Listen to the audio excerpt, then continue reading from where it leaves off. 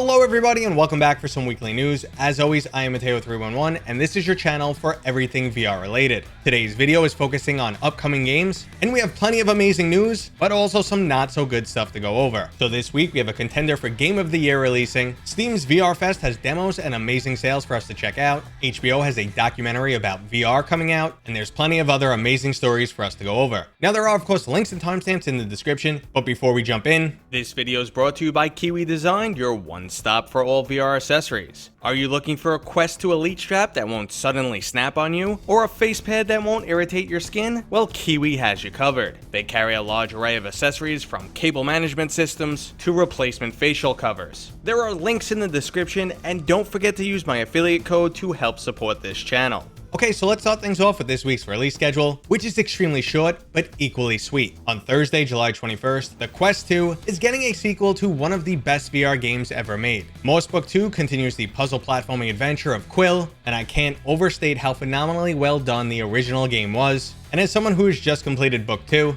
I can tell you it surpasses the original in every single way. I will have a full review up on Thursday that'll give you all the details you need, so make sure to subscribe to the channel so you don't miss that one. But I will say this is a contender for Game of the Year. I will have some other competitors though by the end of this video. But before that, another amazing game, Beat Saber, just received a huge update. The One Saber update includes 80 plus levels. These are one-handed maps playable from normal to expert plus difficulty, which spread across 29 different songs. Now, if you're only running stock Beat Saber and do not have any DLCs installed, this update is limited to 6 total songs. Regardless, it's a cool change of pace and another reason to jump back into this amazing rhythm game. Now, if you're looking for new games to keep an eye on, we just got an announcement trailer for Many Worlds. Many Worlds is aiming to be the next social platform, competing with titles like VR Chat and Meta's own Horizon Worlds. It promises high-quality custom avatar creation, mini games to play, and many worlds to explore. Now, going against other VR social applications is some seriously big shoes to fill. VR Chat and Rec Room have already been evolving over the course of years. And if we're being honest, the trailer for Many Worlds looks a bit staged. So it looks like they have a steep uphill battle ahead.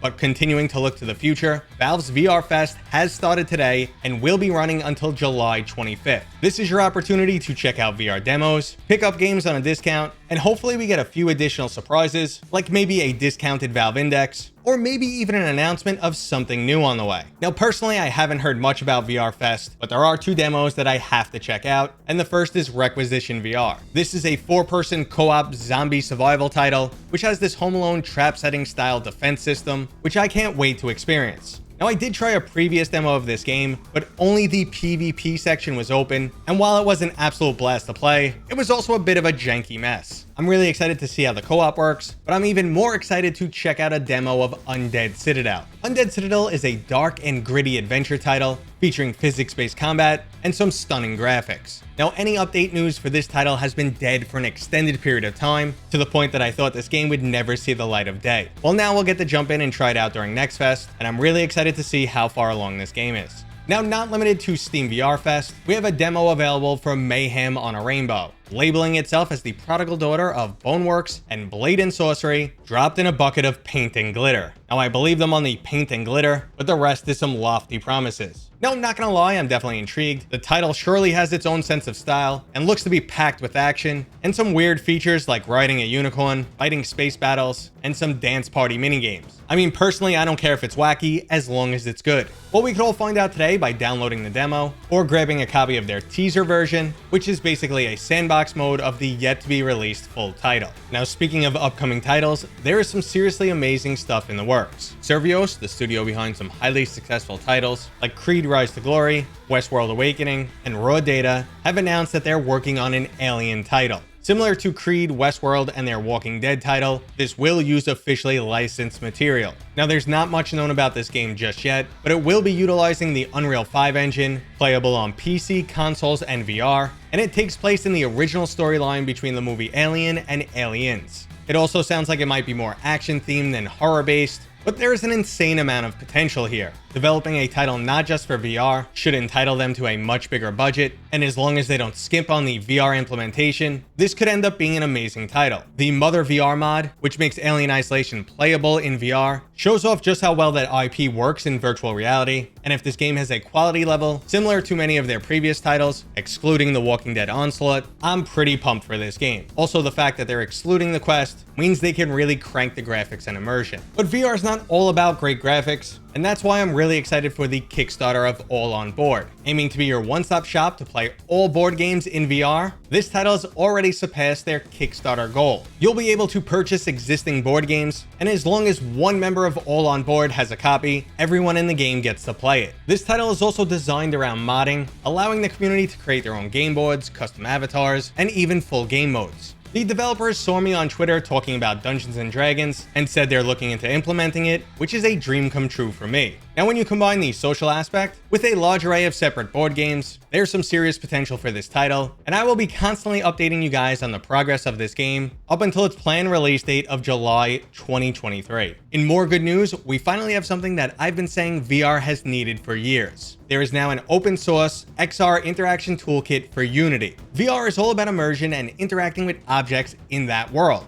Unfortunately though, that is very hard to develop and time consuming, and that's why we constantly see limited interactions, or even worse, poorly done interactions in so many VR titles. Now with VR making the ultimate XR toolkit available, there's no excuse for Unity-based games to have poor interactions. I mean, that is of course if it works as intended. Regardless though, VR really needs to adopt a standard like this for most of its games and stop giving us titles where we can't touch anything and our hands just clip through objects. Okay guys, we have one more interesting story before we get to the main topic of today, and that's HBO's documentary, We Met in Virtual Reality. Now, not only is it about VR, but it's filmed entirely in virtual reality. Now, this is absolutely incredible to see. It means virtual reality is becoming mainstream. Now, I'm sure you're familiar with at least one series from HBO. Maybe it's Game of Thrones, Westworld, Euphoria, True Blood, whatever your style is. I'm sure there was something for you. And to see a virtual reality documentary pop up on such a big network is absolutely fantastic. And I wonder if VR chat is going to get a huge influx of new users after it airs. Well, we'll just have to wait and see on July 27th.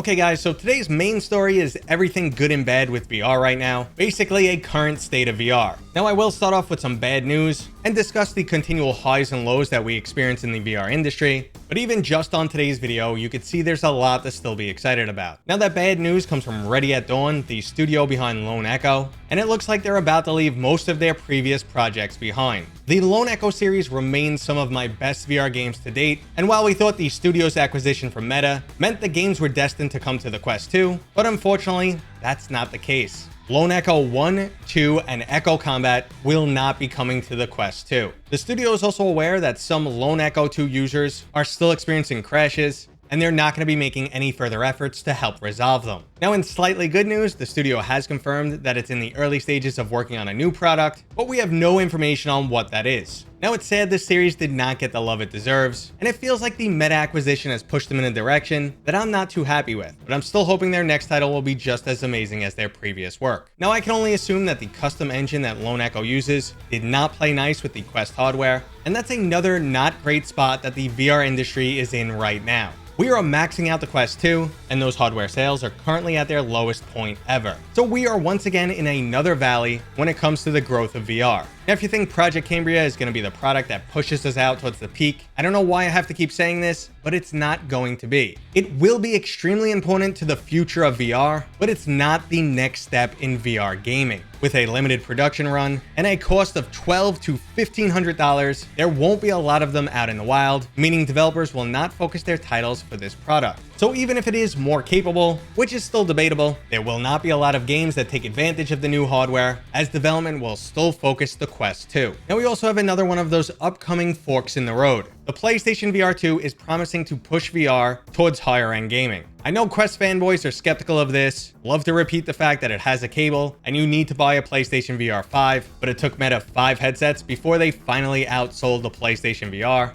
and 3 of those headsets were standalone. That's right, if you factor in the Go, Rift, Rift S, Quest 1, it wasn't until the Quest 2 came out that they finally surpassed Sony's sales. Now, while many people may compare this to PlayStation 5 versus the Nintendo Switch, in VR the disparity becomes much more apparent, and this has the potential to once again reboot development cycles, like we saw when the Quest 2 officially released. Development switched from prioritizing PCVR to Quest 2, And then we had to wait around for games to catch up. Now that games are catching up, the hardware on the Quest 2 is aging out. So while there still are a lot of exciting VR titles on the way, like Moss Book 2, Bone Lab, and even Grand Theft Auto much further down the road, it looks like we're going to be entering a year of final hurrahs for the Quest 2. All the software and hardware I'm really excited for is coming to either PC or PlayStation. So I'll end this video with the title I am most excited for, which is just announced beta applications, and that's Vertigo 2. Vertigo 2 is an amazing upcoming shooter that I always describe as Half-Life meets Rick and Morty, and you have to go check out the demo on Steam if you haven't tried it, then come back and thank me. But for now, I just hope you enjoyed this video. If you did, go ahead and give it a thumbs up. If you're new here, consider subscribing, and as always, I will see you guys on next time.